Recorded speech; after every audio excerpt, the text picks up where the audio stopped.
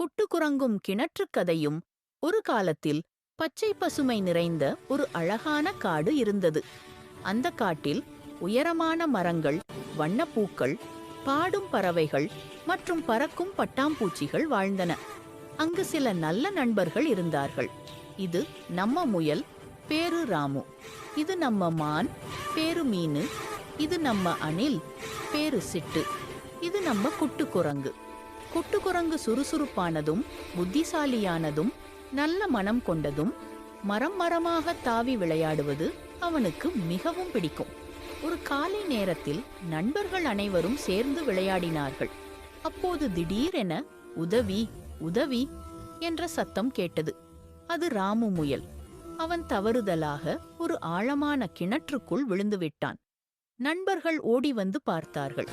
கிணறு மிகவும் ஆழமாக இருந்தது. ராமு பயத்தில் நடுங்கினான். மீனுமான் உதவ முயன்றாள், ஆனால் எட்டவில்லை. சிட்டு அணில் கவலையுடன் ஓடினது. அனைவரும் சோகமாக இருந்தார்கள். அப்போது குட்டுக்குரங்கு சிறிது நேரம் யோசித்தான்.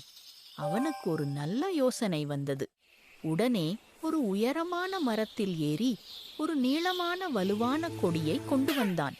அதன் ஒரு முனையை மரத்தில் கட்டி மற்ற முனையை கிணற்றுக்குள் இறக்கினான்.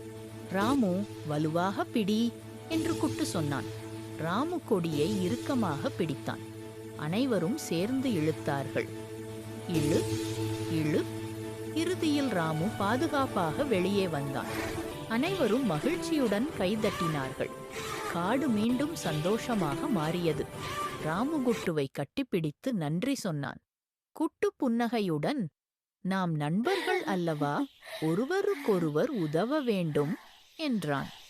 எல்லா நண்பர்களும் மகிழ்ச்சியாக விளையாடினார்கள். கதையின் கருத்து: உதவி செய்வது நம்மை எல்லோரையும் ஒன்றாக வலிமையாக்கும்.